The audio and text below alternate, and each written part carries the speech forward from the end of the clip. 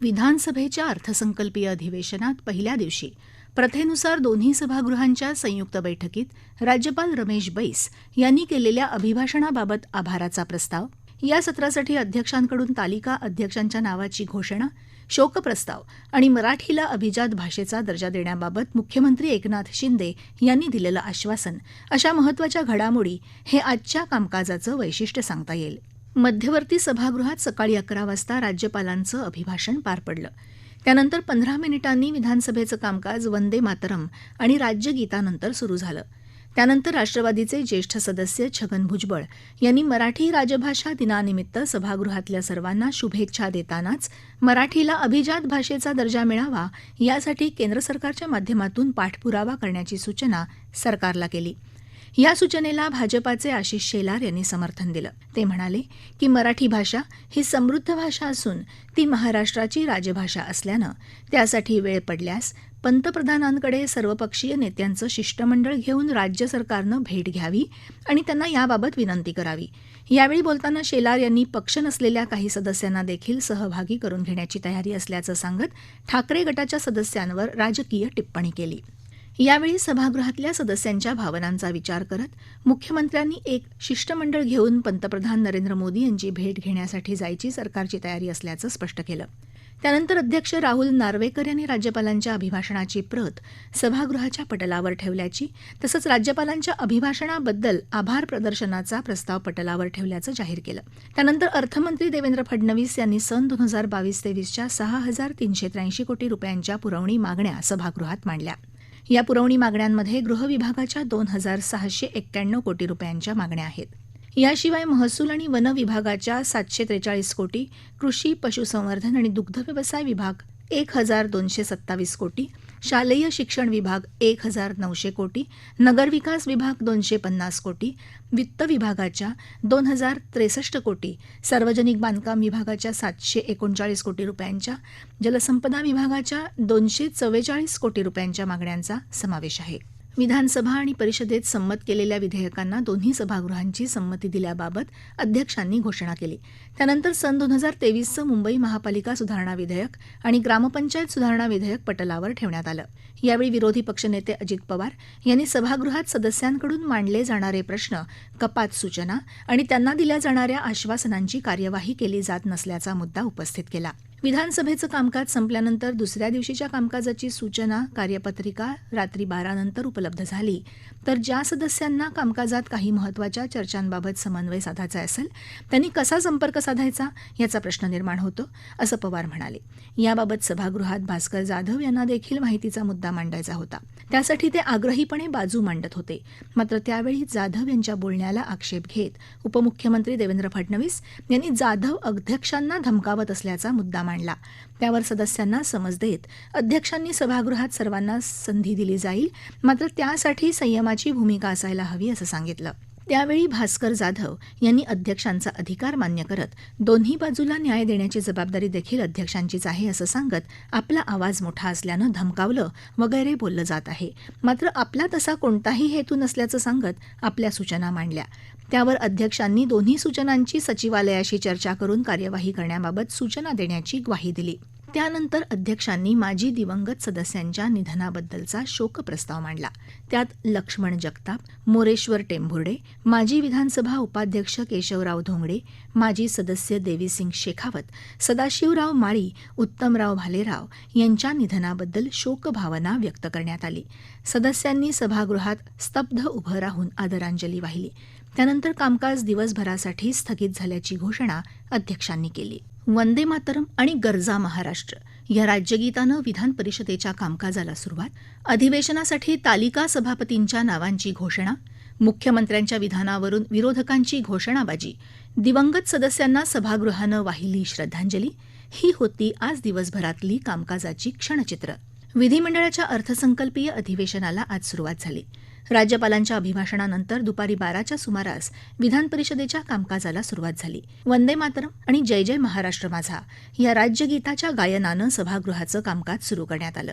यावेळी विधान परिषदेच्या उपसभापती नीलम गोऱ्हे, विरोधी पक्षनेते अंबादास दानवे, मंत्री चंद्रकांत पाटील यांच्यासह अन्य सदस्य उपस्थित होते. यावेळी जय जय महाराष्ट्र माझा, गरजा महाराष्ट्र माझा या राज्यगीतानं सभागृह दुमदुमलं. भारतीय स्वातंत्र्याचं अमृत महोत्सवी वर्ष आणि छत्रपती शिवाजी महाराज यांच्या जयंतीचं औचित्य साधून 19 फेब्रुवारी 2023 पासून या गीताला राज्यगीत म्हणून मान्यता देण्यात आली आहे. कवी राजा बढे यांनी लिहिलेलं जय जय महाराष्ट्र माझा हे गीत सीमा आंदोलनाच्या वेळी मराठी मनाला प्रेरणा देणारं ठरलं होतं. या गीतातल्या 2 चरणांचं गीत महाराष्ट्राचं राज्यगीत म्हणून स्वीकारण्यात आलं असून हे राज्यगीत 1 मिनिट 41 सेकंद अवधीचं आहे. वंदे मातरम आणि राज्यगीत गायनानंतर सभागृहाच्या नियमित कामकाजाला सुरुवात झाली.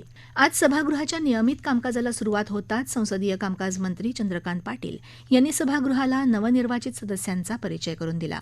सदस्य विक्रम काळे, सुधाकर अडबाले, सत्यजित तांबे, ज्ञानेश्वर म्हात्रे आणि धीरज लिंगाडे यांचा मंत्री चंद्रकांत पाटील यांनी सभागृहाला परिचय करून दिला. यानंतर राज्यपालांच्या अभिभाषणाबद्दल आभार प्रदर्शनाचा प्रस्ताव सभागृहात मांडण्यात आला. भाजपाचे गटनेते प्रवीण दरेकर यांनी राज्यपालांच्या अभिभाषणाबद्दल आभार प्रदर्शनाचा प्रस्ताव मांडला, तर भाजपाचे राम शिंदे यांनी या प्रस्तावाला अनुमोदन दिलं. या प्रस्तावावर सभागृहात उद्या आणि परवा चर्चा होणार आहे. सत्ताधारी आणि विरोधी बाकांवरचे सदस्य या प्रस्तावावर आपली भूमिका मांडतील. राज्यपालांच्या अभिभाषणाबद्दल आभार प्रदर्शनाचा प्रस्ताव मांडून झाल्यानंतर सभागृहात पुरवणी मागण्या मांडण्यात आल्या. संसदीय कामकाज मंत्री चंद्रकांत पाटील यांनी वर्ष 2022-23च्या पुरवणी मागण्या सभागृहासमोर सादर केल्या. यानंतर विरोधी पक्षनेते अंबादास दानवे यांनी मुख्यमंत्री एकनाथ शिंदे यांच्या वक्तव्याचा मुद्दा सभागृहात उपस्थित केला. अर्थसंकल्पीय अधिवेशनाच्या पूर्वसंध्येला आयोजित करण्यात आलेल्या मुख्यमंत्र्यांच्या चहापानावर विरोधकांनी बहिष्कार टाकला होता. त्यावर मुख्यमंत्र्यांनी विरोधकांना देशद्रोही ठरवल्याचा आरोप विरोधी पक्षनेत्यांनी केला. मुख्यमंत्र्यांचं हे वक्तव्य लोकशाहीला घातक असल्याचं त्यांनी सांगितलं. हे सरकार महाराष्ट्रद्रोही असल्याचं सांगत विरोधकांनी चहापानावर बहिष्कार टाकला होता. मात्र यासाठी विरोधकांना मुख्यमंत्र्यांनी देशद्रोही संबोधलं. यावर मुख्यमंत्र्यांनी स्पष्टीकरण द्यावं अशी मागणी विरोधकांनी केली. आपल्या मागण्यांसाठी विरोधकांनी विधान परिषदेत सभापतींच्या आसनासमोरच्या मोकळ्या जागेत उतरून निषेध करत घोषणाबाजी सुरू केली.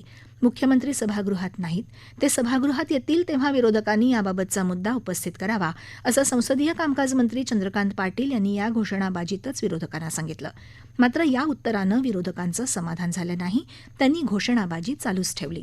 दरम्यान या घोषणाबाजीतच तालिका सभापतींच्या नावांची घोषणा करण्यात आली.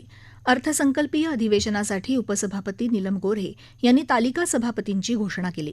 विधान परिषद सदस्य निरंजन डावखरे, नरेंद्र दराडे, अनिकेत तटकरे, जयंत आजगावकर यांची तालिका सभापती म्हणून नेमणूक करण्यात आली. यानंतर विद्यमान विधानसभा सदस्य आणि विधान परिषदेचे माजी सदस्य लक्ष्मण जगताप, विधान परिषदेचे माजी सदस्य जयप्रकाश छाजेड, सुमंत गायकवाड यांच्या निधनाबद्दल उपसभापती गोऱ्हे यांनी शोकप्रस्ताव मांडला. लक्ष्मण पांडुरंग जगताप यांचा जन्म 15 फेब्रुवारी 1963 रोजी पुणे जिल्ह्यात हवेली तालुक्यात पिंपळे गुरव इथं झाला. त्यांचं शिक्षण HSC पर्यंत झालं होतं. जगताप यांनी Pratibha institute of management and research, Pratibha college of computer science तसंच Pratibha college of commerce and सायन्सचे संस्थापक अध्यक्ष म्हणून उत्तम काम केलं होतं.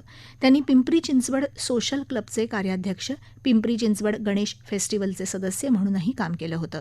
त्यांनी भैरवनाथ नागरी सहकारी पतसंस्था, चंद्रभागा नागरी सहकारी पतसंस्था आणि विनायक नागरी सहकारी पतसंस्थेची स्थापना केली.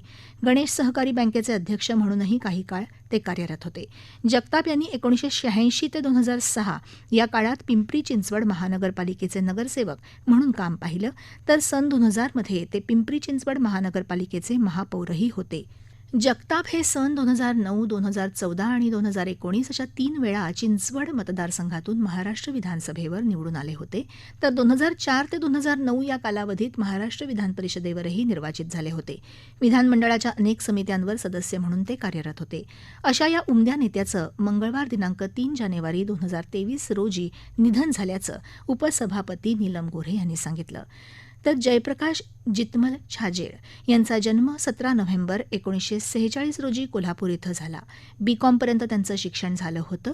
छाजेड यांनी सुसंस्कार प्रतिष्ठान, मराठी लोककला प्रतिष्ठान, शाहीर साबळे प्रतिष्ठानचे अध्यक्ष म्हणून काम केलं होतं.